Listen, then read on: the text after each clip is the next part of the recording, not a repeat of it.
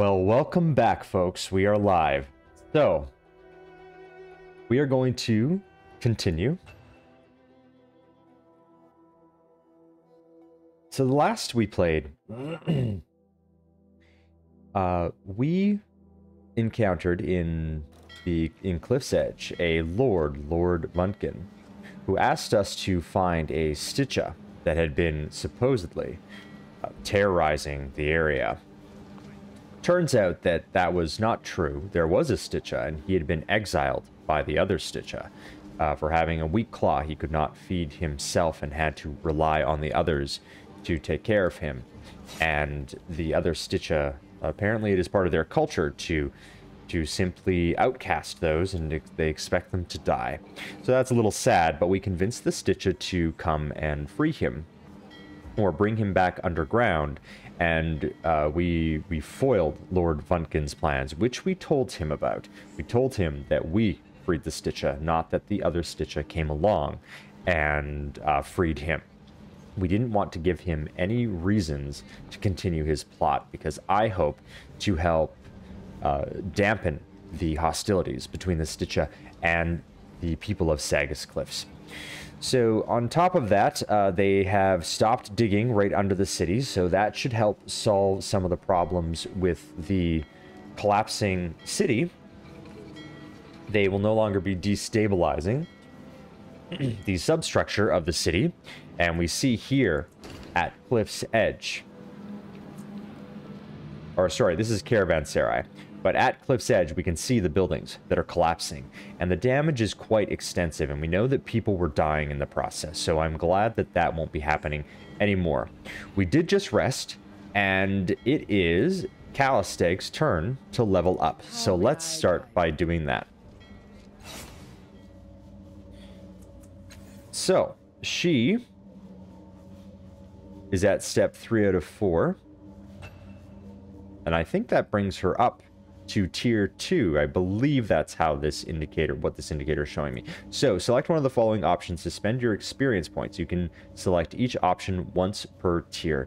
So we can only choose extra effort, and she only has, so extra effort allows us to spend more of our resources. She does have a fairly large intellect pool, as do we, 9 intellect points. So occasionally it will come in use. So right now her max effort is 2, so she can expend 2 extra points from her pool to succeed on challenges and add them to attacks. So her other pools are quite small, 2 for might and 4 for speed. So she'll run out quite fast at using 3, but it may come in handy when there is a difficult challenge, because we have come up against some challenges where we had a very low chance of success, but we were maxed out on effort, and because of that, we were, sometimes we got lucky, we were successful, but there was a good chance that we wouldn't be successful in the future. So increasing your max effort level will allow you to spend more effort when performing tasks. Her max effort is going to go from level 2 to 3. Yes, because it's our only option. We have reached tier 2 with Calisteg. So abilities unlocked. Dimensional power. So while phased, gain 2 damage. Very good, because she is phased on a routine basis. I use her teleport quite often in combat. And esoteric knowledge. So all this is great. It's a buff like Tibier's that applies to all of us. So all other party members will gain 5% each on machinery lore, mystical lore, and natural lore. And we are currently trained in mystical and natural lore, so it will be very nice to have that buff. And we don't have any training in machinery lore, which I'm not sure when we level up if we have the opportunity to pick that up. If I will, I don't know what I'm going to do when my character levels up next, but we are a little ways away from that. So those abilities are unlocked. Now choose abilities to learn, and we have 2 points remaining. So Entropic Field, Flash, and Data Sphere Link. So Entropic Field, it's a conal attack. It takes 2 intellect, so it is quite expensive, but she does have edge, so it does reduce that. So on hit, it confers vulnerable, which is -2 armor and -1 resistance. Armor reduction -2 per tier, and resistance reduction -1 per tier. So this will scale as we level up. And so that's great. It's just it is a fairly powerful debuff on enemies. So they will lose some of their resistances to both physical and esoteric attacks.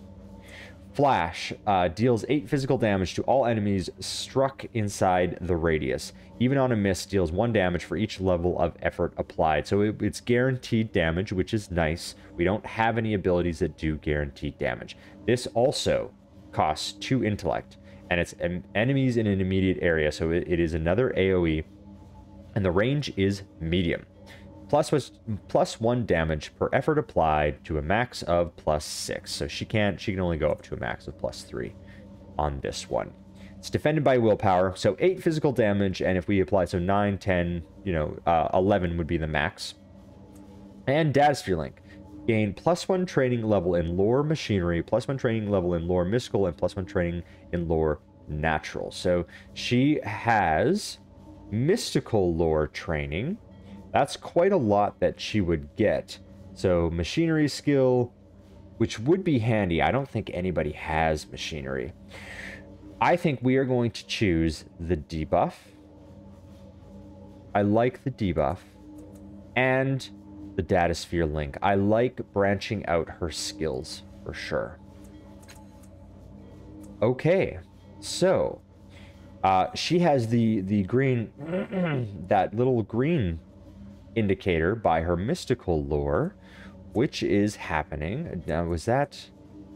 that's probably, yeah, the +5% because it's above the maximum amount. So she gets a 15% bonus on it because she's specialized.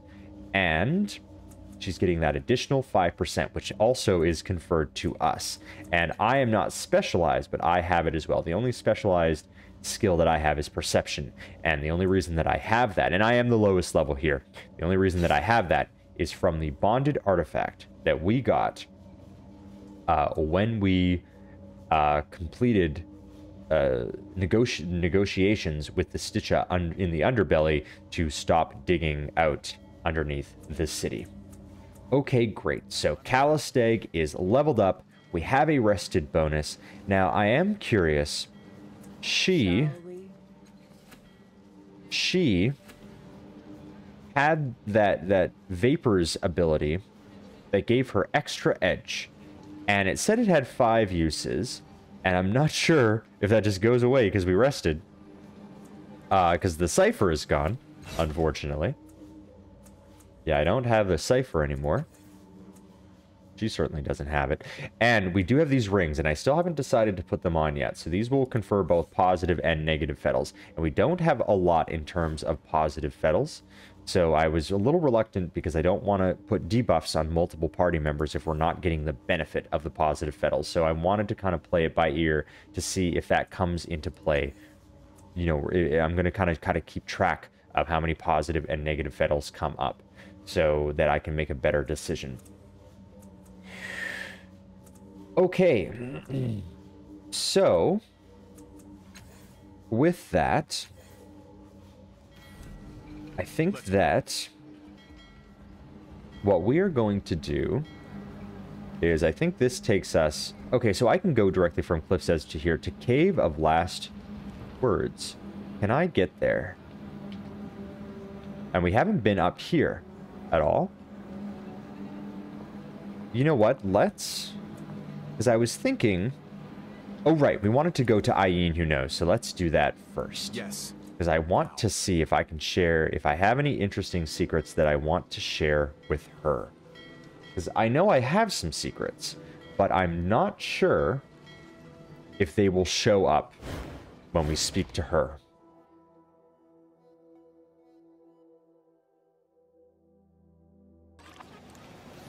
And that is something I would like to check out.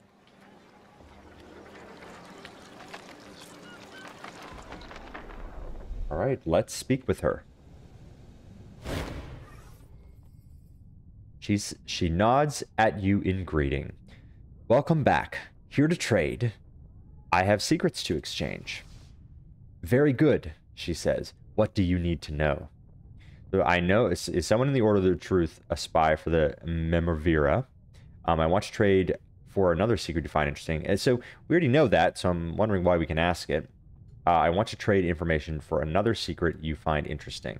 So let's see what secrets we have. Excellent, she says. What do you offer? I'll tell you a secret about my past. How about another secret about Sagas Glyphs? Tell me, she says, folding her hands. The Anechoic Lazaret, yeah, can be opened with the Eye of Mlox. Okay, so we can't tell her about Lord Vuntkin, which makes me a little sad, because that is really why I wanted to come. I'll tell you a secret about my past. Let's see what happens. I'm the Changing God. I'm a cast-off. Actually, let's talk about a different kind of secret. I don't think it's much of a secret that we're a cast-off. And we haven't... I guess, you know, people seem to know that when we encounter them. So if that's the case, I don't know that that's going to be very interesting with her. So that's a little disappointing. We weren't able to reveal some information that I was hoping to reveal, but that's okay. We will gather more secrets, and we will see what we can do with them in the future. I think at this point, I want to head into the underbelly, and I want to check out the automaton that we had created. And see where in the city he may take us. I'm wondering if we have him dig, if he'll destabilize the city at all. He may or may not. But let's find out. I guess it's a risk I'm willing to take. So here's the outcast Stichas that we had rescued. Here's our automaton. Let's see what he says. So wave your hand in front of the creature's eyes again. Examine it.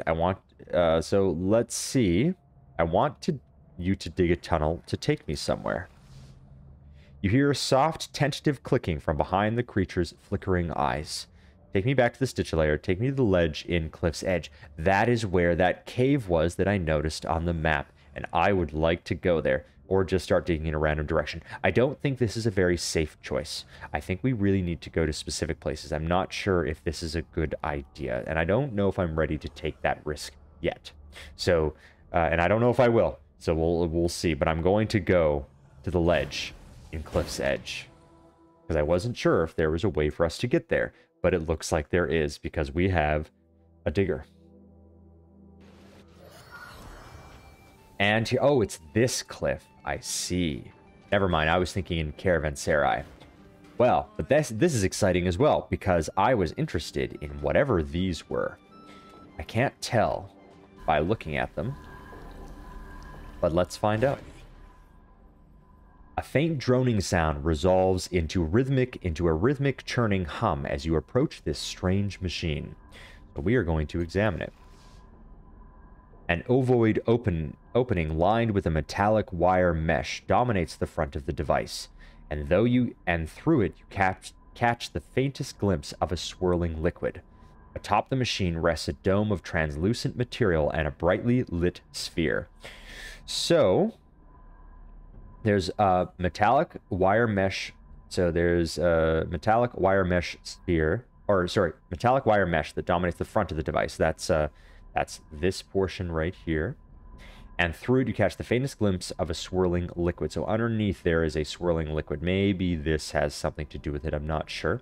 And atop the machine rests a dome of translucent material. That's this guy here. And a brightly lit sphere. So let's examine the wire mesh first. I'm interested what the liquid might be. The mesh appears to prohibit direct contact with the fluid jostling around in the device's interior. Curiosity must have gotten the better of someone, however, as a line has been sliced cleanly through the bottom of the mesh. The opening created by the slash appears roughly large enough to reach an arm into it. I'm not sure if I'm ready to do that yet. So, let's examine this brightly lit sphere. The glowing sphere appears solidly attached to the rest of the machine. The light dims as you move your hand close to it, so it's reacting to us. You spend a few moments moving your hand all around the sphere, and eventually you discover that its light seems to dim as your hand gets closer to a fixed point directly in front of it. Now we will take a look at the dome. Examine the dome. On closer inspection, you notice the dome contains what appears to be a human brain, but it's several times larger than a normal brain. It floats serenely within the enclosure, pulsing occasionally, but you can find no way to interact with it. So I think it just says you can find no way to interact with it. So I'm wondering what happens if we tap the dome. You knock lightly on the dome, which triggers a minor convulsion from the brain within. However, nothing else happens. Okay, so we can reach through the opening. I don't see a body around here, so that's a good thing. Pass your hand in front of the sphere. The sphere's light dims, then brightens again as your hand completes the first motion. From within the machine, you hear the strangled sound of evacuating liquid. The constant humming sound of the machine has stopped. So, let's pass our hand in front again. The sphere's light dims and brightens as usual, but other than a dry clicking sound, nothing else occurs. So let's leave the machine alone, because what I would like to do is I am going to see if this chromovulum, however you say that, has any effect here. So let's use this item. Wear the chromovulum like an eye patch again. Remember, this allows us to see in a different spectrum of light, and maybe that will give us some insight into this machine. Maybe not, but it's worth a try. So, you fit the loop around your head, and the creature again seals itself onto your eye. When it opens, the world is once again awash in strange colors. You take a moment to appreciate the sheer beauty of the spectacle around you before removing it once more. I want to wear it like an eye patch again. See what happens. Fit the loop. Okay. So, it doesn't do anything. That's unfortunate. Let's see what happens if we use this guy, our cyclonic cube. The whirling panes within the cube spin faster as you open your mouth to speak. Who am I again? You're useless, aren't you? I want to know what you are. Because that was the question that evoked a different response from it. The cube remains dark for almost a minute before the panes reappear. So, tell me why the Sora was hunting me. The spinning cubes within the cube slow, then halt entirely, revealing a single image at the center of the cube, and it is a sphere of dark chocolate held in a bird's claw. So, it does not appear to have any effect here either. And was there anything else that we could use? I don't think so. So the Arsif. Oh, we can use this item. So you've seen this ring fragment before. It's known as Arsif, or power taken, and it's one half of the artifact known as the Shadow Ring. You recall that the artifact belonged to a cast-off, though their identity escapes you. You remember that the changing god himself sundered this ring at the height of a cold rage, and infused each half with mutually repellent energies. Changing god went through immense trouble to separate these two rings. Let's use it. See what happens when we use it. You retrieve the ring fragment from your bags again.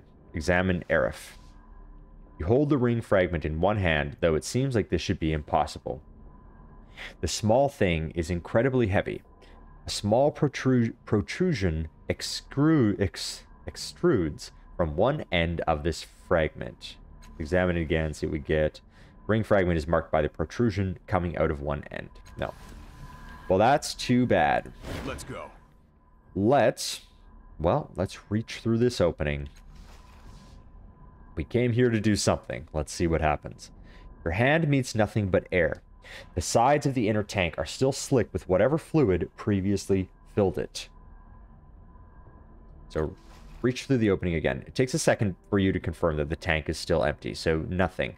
Tap the dome again. Let's see what happens. You lightly knock on the dome, triggering a minor convulsion from the brain within. A swooshing sound erupts from the interior of the device, and it resumes its former rhythmic hum. I don't know if there's a certain order that we need to do things in. Accompanied by the same flushing sound as before. Oh, hang on. Tap the dome again. Knock on the device. The brain convulses. The sound of rushing liquid. Okay, so that brings the liquid back. Now, let's reach through the opening with the liquid inside. Your hand splashes into an oily fluid as you plunge it through the hole in the mesh. As you probe around the interior, you momentarily feel something solid brush against your hand. You blindly grope for the object, but it proves quite difficult to grab. So, quick fingers, attempt to grab the object in the fluid. Absolutely. Tybir can do this, and he is much better. So the base is 35. It is 0% for us, and I presume for Callisteg as well. I wonder if it goes up. Yes, it does if you expend effort. So for him, he starts at 35 because he has edge and quick fingers. And So that brings him up to 35. So we can go up to 75. It's going to take... So he has 6 effort, but that's 75. I want to find out what this is. So we're going to expend some effort, but there's a 25% chance that we fail. But we didn't. We were successful. Excellent. After a few near misses, you managed to get a firm grip on the object and remove it from the machine. So we got the Ring of El Amor. Reach for the opening again. Your hand immediately plunges into an oily liquid. You swish it to and fro, but find nothing. So, if we tap the dome again, you knock on the dome once more, and the brain again reacts, but other than possibly tormenting the entrapped organ, you accomplish nothing. Pass your hand in front of the sphere again. Let's see what happens if we... The same flushing sound. So that brings the fluid in and out of this reservoir that's part of this machine. Let's take a look at this item. It's a ring. And where did it go? Am I just blind? I don't see it. Oh, it's a cipher, right. Ring of El Amor. It's a cipher. Its value is 127. That is quite valuable. So it confers Ring of El Amor, cancels the next negative fettle applied to this character, excluding flanked and lasting damage, and deals 5 chemical damage to the attacker. So it consumes our movement, so it will cancel a negative fettle. That seems like a fairly... It's got 1 use. It seems fairly minor, but, I mean, the value would say otherwise. It is quite valuable. I guess, yeah, it is quite valuable. So, this serpentine ring seems like a small, thin snake wrapping itself thrice around an invisible finger. Its head features 2 indigo jewels for eyes that look like trapped lightning, and a gaping mouth with 2 sharp fangs bared to strike. The ring protects the wearer by absorbing any status effect from the bloodstream and converting it into a weapon, a blood needle that can be shot at any living creature. So our mystical lore, which is now specialized, is coming into play. The ring is the symbol of a lost cult that worshipped the mythical serpent El Amor. This cult specialized in making poison, and crafted these devices from a cache of ancient Numenera in their temple. It is said that they once controlled the far north of the Ninth World for a brief period, and legend insists that the mention of El Amor still strikes terror in the hearts of some of the inhabitants of that area. Okay, so there was a cult. They worshipped them. This was one of their artifacts. So it eliminates a negative fettle, and it deals 5 chemical damage. Now, this says that we can damage anyone, any living creature. I don't know if that just means like any type of creature, but it says here that it's in the technical explanation that it deals 5 chemical damage to the attacker. So useful, and we will see if that. I mean, I can imagine if you're stunned or anything like that, this could be very useful. So nice to have. That is for certain. I think that's everything that we can do here. I don't know. It didn't seem... Yes. Because it doesn't seem that there's anything that happened when we interacted with this sphere. And I feel like... So the sphere's light dims and brightens as usual, but other than the dry clicking sounds, so we're going to tap the dome and see... Brain convulsed, sound of rushing liquid resumes. Now what happens if we pass our hand in front of the sphere? Sphere's light dims and brightens, so nothing there. Leave the machine alone. I'm wondering if these 6-fingered gloves are completely and utterly achromatic. Their singular lack of color is nearly hypnotic. Can we put those on? No. Maybe if we have her selected, we can have her interact with it? Yes. Pass your hand in front of the sphere. I was hoping that those gloves would do something. No. Well, that's too bad, but that is okay. We will leave it.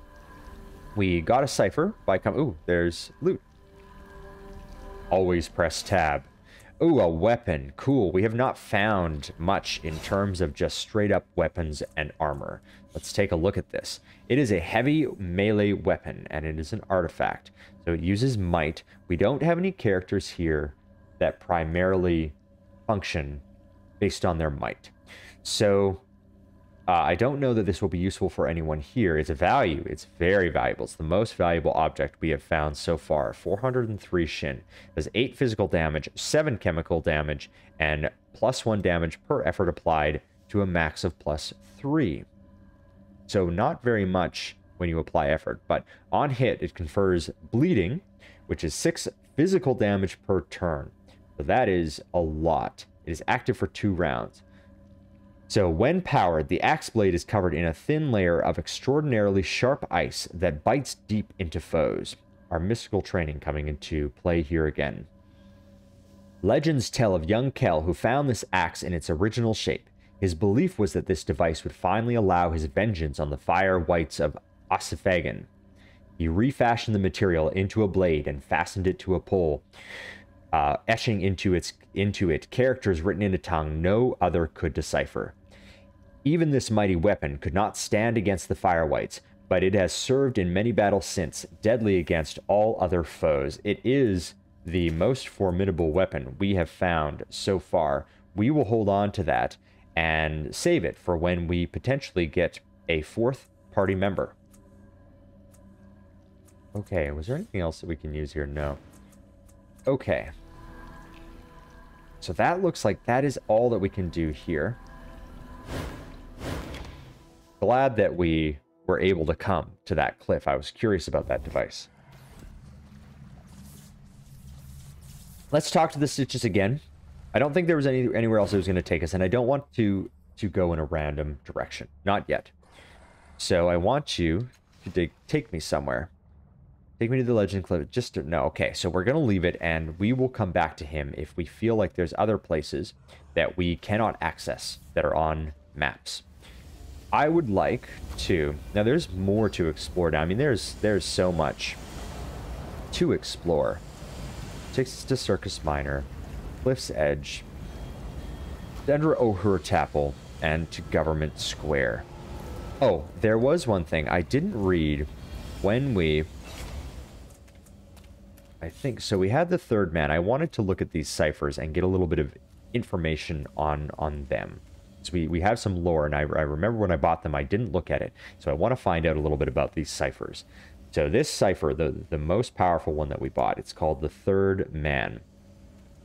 And it is an AoE full restoration.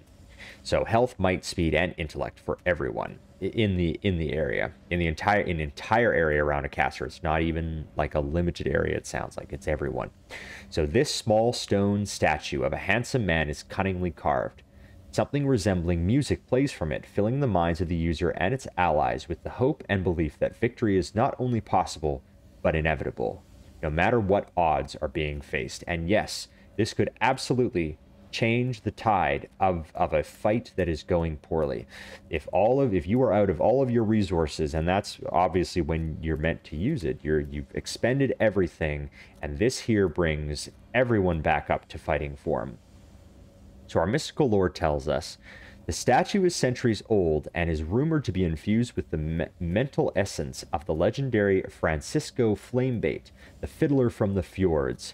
Hell was known for being a trickster, but his performance detailing tall tales of extraordinary exploits could inspire great confidence in others. Very happy that we picked that up. It is going to come, we're going to be careful with our use of it, but it will absolutely come in handy. And then we have the Contingent Subroutine, which it's a little similar. It's another restorative cipher. So it will, the next time that we are reduced to 50% or less health in any stat pool, we automatically refill health and all stat pools. So it is a full heal for the character for us when we use it. So it does the same thing as that other cipher. It's just a single use for ourselves. So it's one use. This violet black mass is formed in a symmetrical pattern of overlapping rectangles. It is pretty. I do like the image of this cipher. The shape seems to be alive, or at least animated. Touching it sparks an unbidden, somehow clinical rage. The longer you touch it, the more closely it adheres to your skin. For a price of irrational hatred, you procure one thing: a second chance. So our mystical lore tells us Contingent Subroutine was created by an ancient civilization to solve the most difficult riddles of nature, and what could be more challenging than deciphering a sudden death? The invention of the patch removed the fear of death that forced them into overcautious existence. They discovered that the strongest negative emotions could be a catalyst to enslave death. Unfortunately, drawing these emotions out to create the patch led them to sacrifice logic for the madness of pure feeling, a march not easily stopped. Okay, so I really like that kind of lore behind this, that people wore it to remove the fear of death, because it totally restores them. It's like it triggers when you are near death, so at less than half health. And that allows you a second chance. So yes, you may take some risks that you would not have previously taken if you have this patch, and we do. So that is exciting. And I think for the rest of these here, the root spike, this will be fun to use. It's going to be useful, really, for the root. I'm looking for that. So this wooden stake has a crudely fashioned point and roots dangling from its head. When the proper command is given and the stake is thrown, it explodes on impact into a thick mass of tangled roots that entangle anyone slow or unlucky enough to be caught within. Its easy concealment, unassuming looks, and ability to stop a pursuer dead in their tracks have made this item popular among rogues and ne'er-do-wells. I would give it to Tybir, but he can only have one cipher. In fact, I'm surprised, because his ability, he has inability with cipher use. So inability decreases by one. So normally you would be able to have two. He can only have one. Does she have any? She does not have any or any extra, does she? Concentration, machinery, mystical, natural. Do any of these give no? Cipher limit increase. It is an ability, a tier 1 ability. Okay. It's not a skill. These are exploration skills. Don't even need to look at those when I'm trying to figure that out. We're no good at intimidation, medium weapons, and heavy weapons. Okay. So now we are free to do as we will. I want to go to Caravanserai and check out that cave that we could see if we can get there.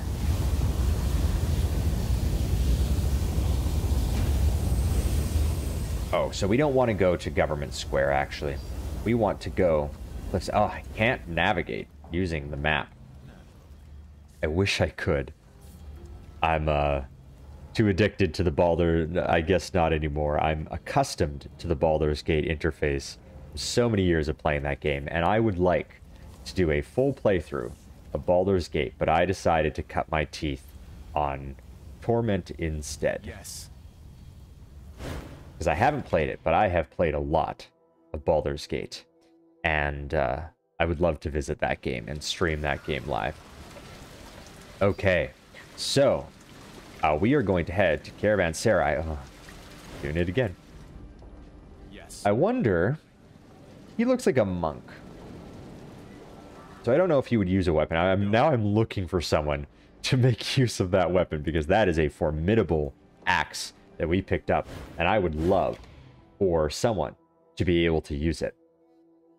So we're going to have to find someone. Hopefully the next person that we get, Might, they are a Might-based character. Allegairn was, but he will not join us as long as we have Callisteg in the party. So I wanted to go and explore a little bit more. Perhaps if we head up here, there will be a way down and around. We have not checked out this whole map. There's still quite a bit of fog of war. So we see some memorialists. I don't know what that means. Memavira guards. So the Memavira, or Memavira, it's a she. And they had a spy in the Order of Truth that we exposed. But we convinced Min, the leader, not to fire him.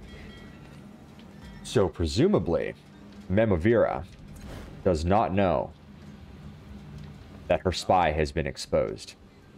Let's examine what this is. This synth panel lies flush with the ground. You can see no way to pry it open. Well, if it seems like a point of interest, so maybe it will come into play later.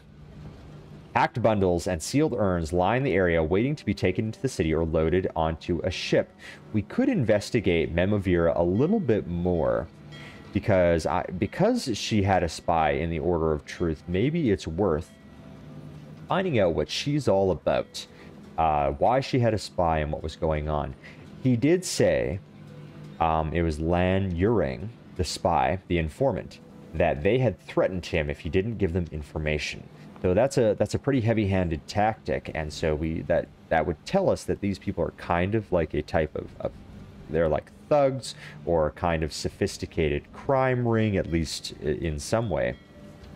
Obviously, you know, presentable in fine society, having guards and this seemingly quite ostentatious door, along with these banners. I don't know if these banners are theirs. Presumably they are.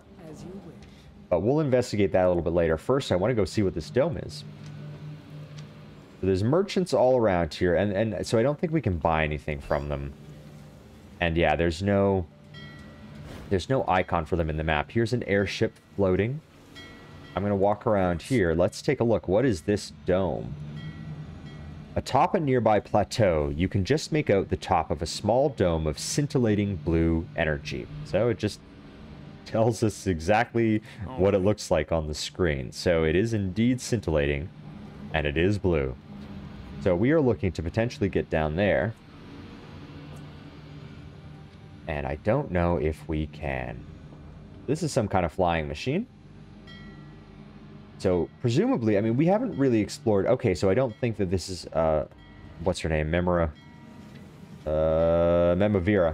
I don't know if these banners are her symbol, the Memavira. Maybe they are, maybe they aren't. Maybe she is very much in control of the district of Caravansai, but we will find out, I suppose. So this craft is capable of carrying one person, two at most.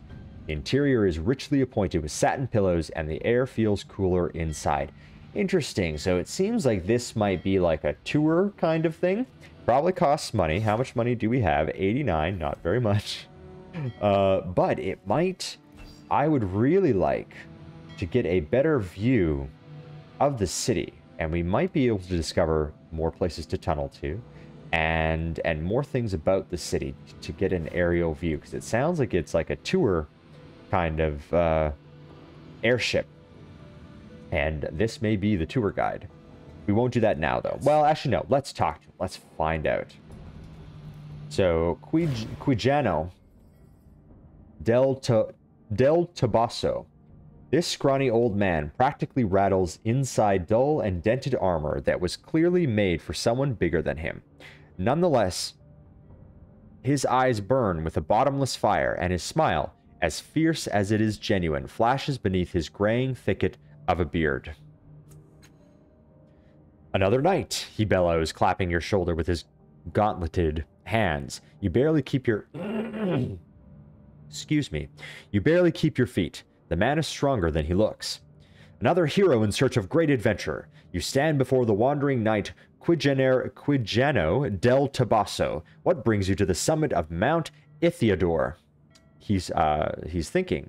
He is armed like a knight, though he carries himself strangely. We're not really a knight per se. But we do fight. That's for certain.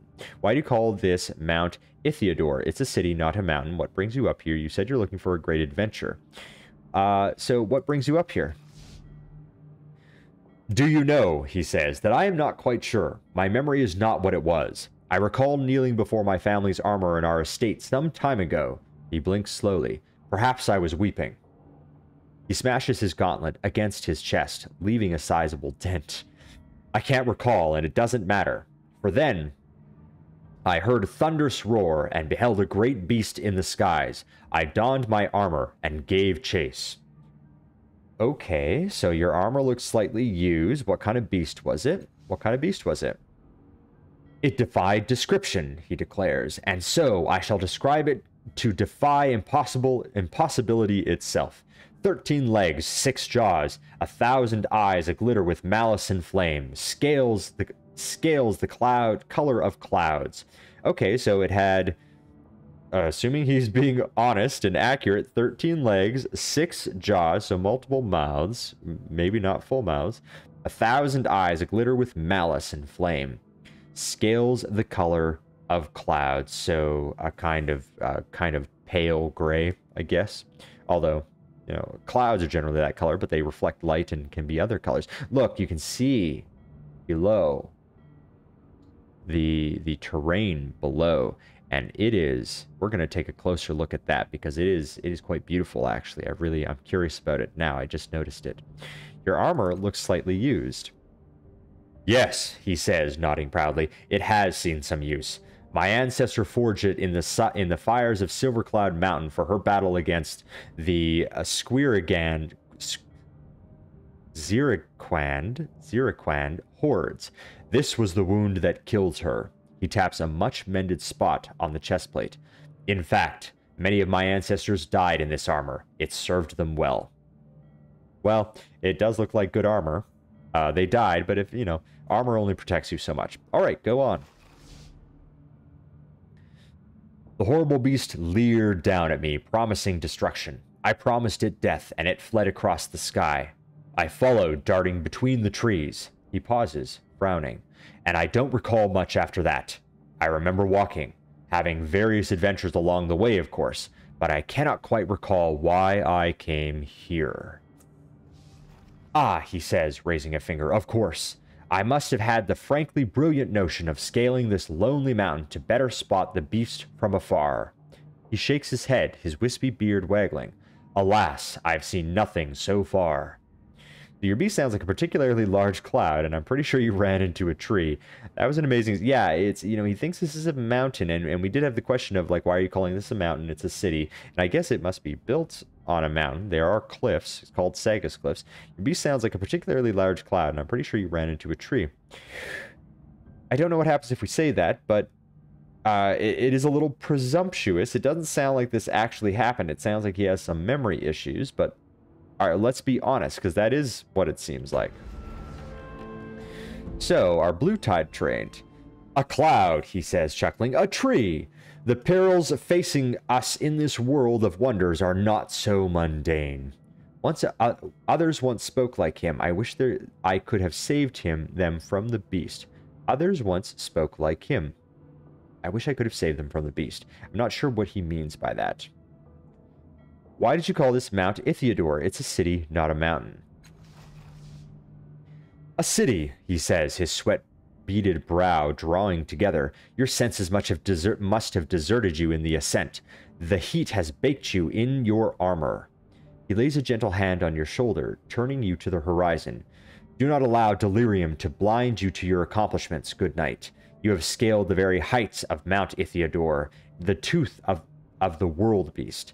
Adventure lies in every shadow below us. Every sparkle of light is a quest, ready for the taking. So you said you're looking for a great adventure. Yes, but I feel I must speak plainly, he says, plucking at his beard. Too many people have mistaken me for a common mercenary. He straightens. I am not interested in entangling myself in local quarrels. I will not hunt a beast that cannot hunt me in return. And if I am to fight, it must be against a foe of such wickedness that the stars themselves would wink out rather than shine upon a world that could harbor such malevolent creatures. So, actually, I can't think of any enemies worthy of you. Let's talk about something else, and farewell. I will say farewell. It sounds like in the future, we may want to, if we encounter something, maybe we send him to go encounter it. I don't know. You know, he seems, says this is a mountain. That's not totally crazy. And look at this terrain. Oh, that just zooms in on that. But let's zoom out a little bit. And look at this. We have some kind of mass. Looks fleshy. It's purple here, and I'm not sure what that is. And it is kind of growing on what looks like structures over here. So some kind of city in the background there. And down here, these rings, I thought for a moment it looked like maybe it was part of a very large skeleton, but these look actually artificial in nature. So maybe part of that same city, especially because here, this building appears to be the same, or at least part of it. And the rest is too obscured by clouds to make out any details. I wonder if we'll ever get to go down there. I would like to. So here we have this airship. Let's examine it. Dotted with air holes, several crates aboard this ship rattle and jump, apparently just as eager to disembark as the crew. So I'm looking for a place. I can't move here.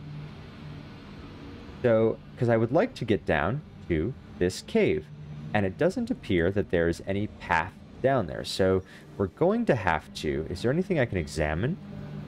Oh, there's things I can interact with down there. But I can't get there. There's stuff to interact here. We may need something that allows us to jump or scale. I was hoping that this would take us. But it doesn't appear to be the case. I can only examine it.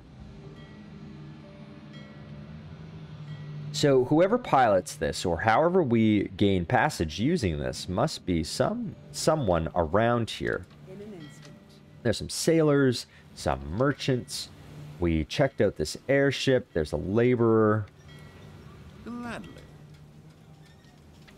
What are these? These plants cling to the top of the wall, their roots hanging in empty air. This means their means of obtaining nourishment eludes you. So it could be like, I have these plants, they're like air plants, and they just float. You have to water them, but you water them just by misting them. And so these could be like that. Let's go. It does appear that, you know, there are clouds, so there is moisture up here. Master Renio. Yes. Maybe speak with him in a moment. Because I'm hoping... And then there's a sailor up here. Let's explore first, and then we'll come back and we will talk to him. I'm hoping to find someone to take us around. Because I want to go down. I want to go down here. Maybe we have to go down a cliff's edge and we come up this way. Maybe that's how we do it. Driftwood held aloft by suspension platforms provided useful if somewhat perilous bridge between the dock and ships moored in the area. Okay, so these are just like floating docks that lead to these ships. Can we examine this airship? Nope. There's a sailor here. Not talking to the air tonight, are you? It's a bad night for it. Okay. Fine. Let's see who Master Renio is.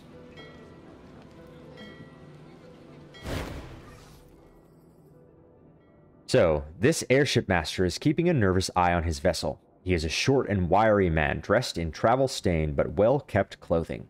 He is chewing upon his impeccably groomed mustache in frustration. As you approach, he turns away from his vessel. Welcome to Master Renio's aerophile adventures. I'm afraid that I will not be departing anytime soon. Not since the theft. He says the word carefully, as if holding it at bay. I've always taken pains to see the best in people, he confides, swallowing hard. But that was before that runty, glowing, straw-haired idiot stole the coronet, my prized airship. He shakes his head, genuinely distraught. Until that thief is caught, my ship remains in dock, safely shuttered and chained. So, can you tell me how your ship was stolen? So until that thief is caught, my ship remains in dock.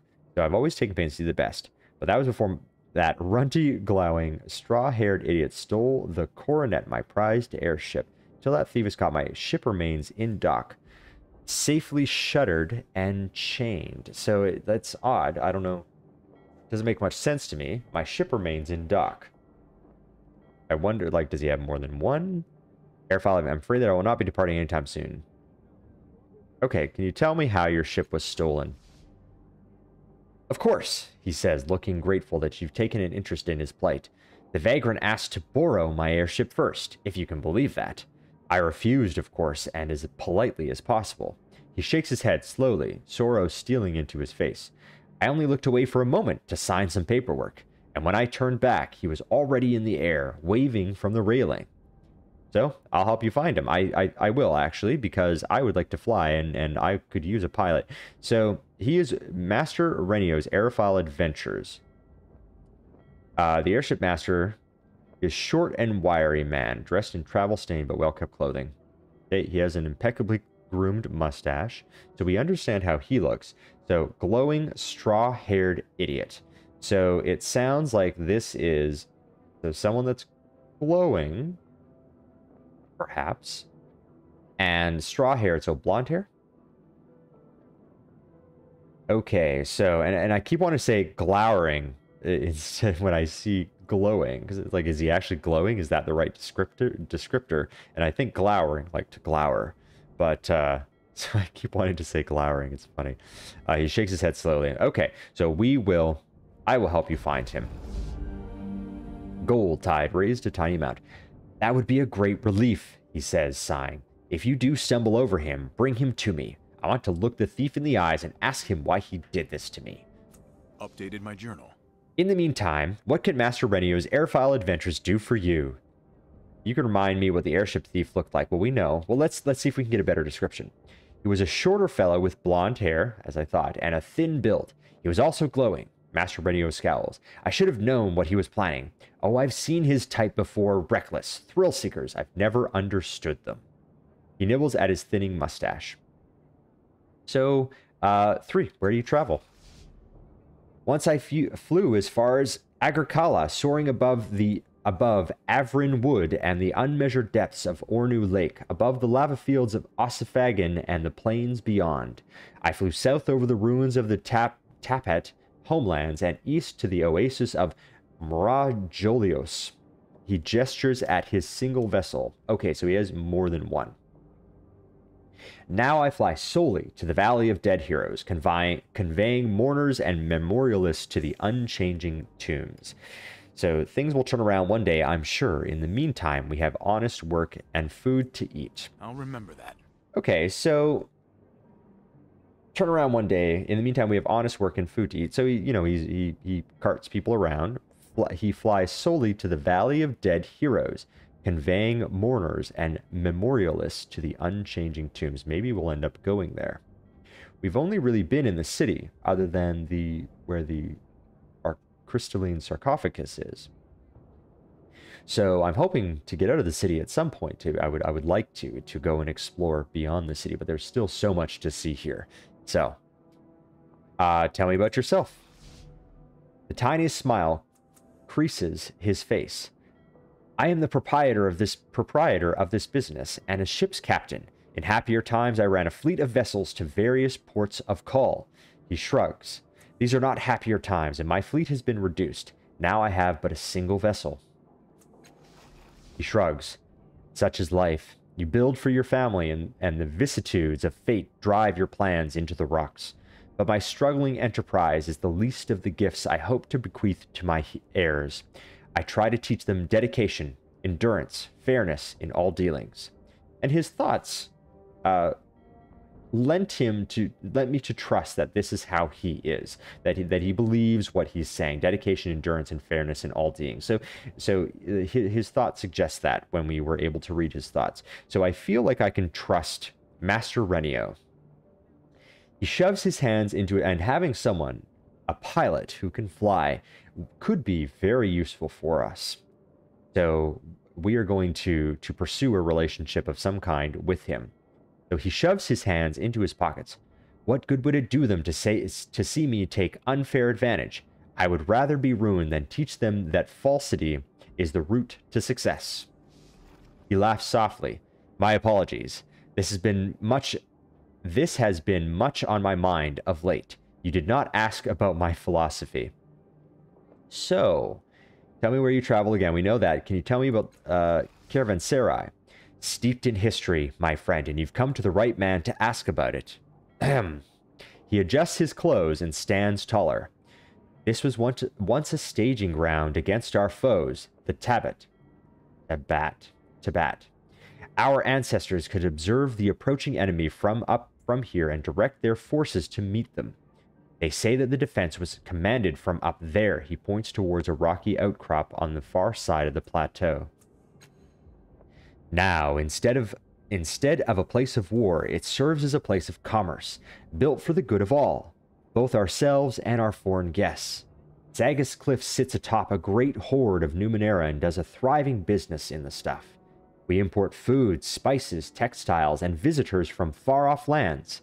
They arrive from Agricala, Asteria, and Hayrest, among many, many others. My friend, this is a focal point of commerce in the Zagus Protectorate. He smiles. I play a small but proud part. Okay, so yeah, it seemed as such. So this was a battlement in the past, and now it is a place of commerce where people meet and people travel and trade goods. And we kind of gathered that by, walking around and seeing what was here.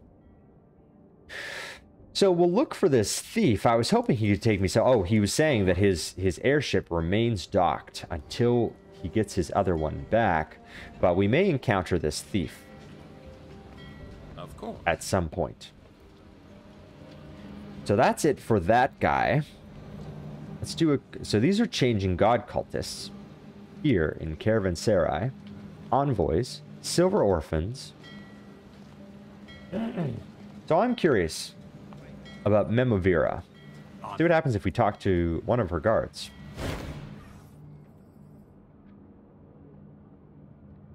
So the Memovira guard. A man in a brigandine coat stands in front of the heavy wooden gate. His arms are crossed, his feet firmly planted. You got business with the Memovira? No, I don't. Yes. Lie. And who's the Memovira? We don't really know, so let's ask.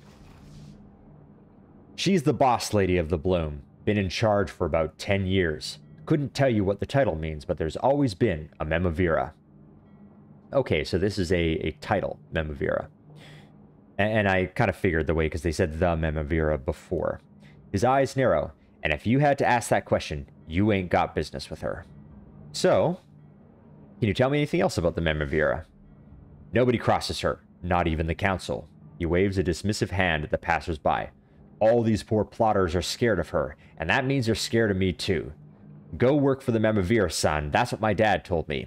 You'll never be anybody in this life if folk ain't scared of you. Okay, well, sounds like a pretty typical bully type.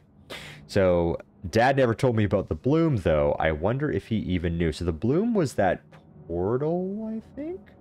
It was, the Sticha mentioned it about how they came from another world. I don't remember what it was, though, so... so you're from Sagas Cliffs. Born on the cliff's edge. House where I grew up and fell into the sea a couple years back, thanks to the Sticha.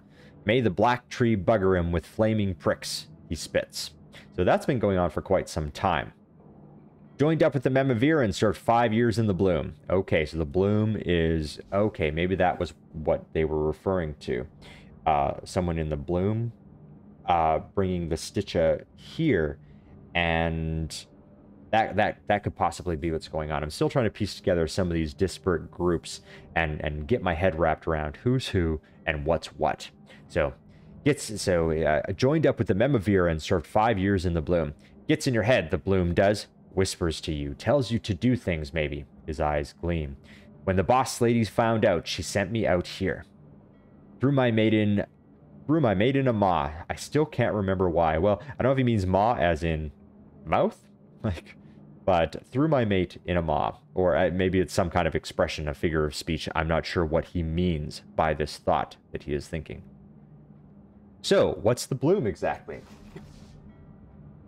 It's a monster, a stinking tumor the size of a city. Ooh, I think that's what we saw over the edge. Full of veins and cysts and sacs that folks can crawl around inside. Sometimes they lead to maws. So, yes, he was speaking of a mouth. His sunken eyes gleam as he speaks the word.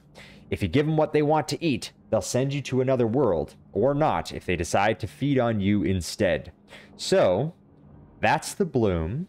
And yes, it does send beings back and forth to other worlds. He apparently threw his mate in. Kind of cruel to do so. So that means that that indeed that does relate to the Sticha and how and how they perhaps were brought here. I didn't even want to open the maw. Poor Resh. So that must have been his mate that he mentioned, that he threw into the maw of the Bloom. So that is that massive creature, living entity, whatever it is that we saw. So, what's on the other side of the door? A road. It goes down the side of the cliff toward the Bloom. Nobody gets by unless the boss lady gives the word. So interesting, we can't leave and go to the Bloom unless the Memovira says so. So we are going to need to find some way to meet with the Memovira, and I'm sure that an opportunity will present itself. So with that, I think that we will end here. And we are going to continue to try and find a way to come down here. I'm not going to, maybe we'll head down to Cliff's Edge, see if there's just a way up that leads up here. That might be the case. This airship is interesting to me. I would love to go on a tour and fly around. And if you look, so these are the battlements that Master Renio described as now being a place of commerce. We've explored much of what is available here in Caravanserai, and there's still a few people that we could potentially talk to here. We haven't really done much with the bar, and of course I'm very curious about what's going on over here. Here is the bloom for that whatever being or creature or mass, whatever it is, that the guard for the Memavira spoke about, that he threw his friend into a mouth that was in this bloom, perhaps to... He said he didn't know why he did it. He obviously regrets it. But it sounds like it will send you to other worlds if you feed it what it wants. And who knows what it wants to feed on.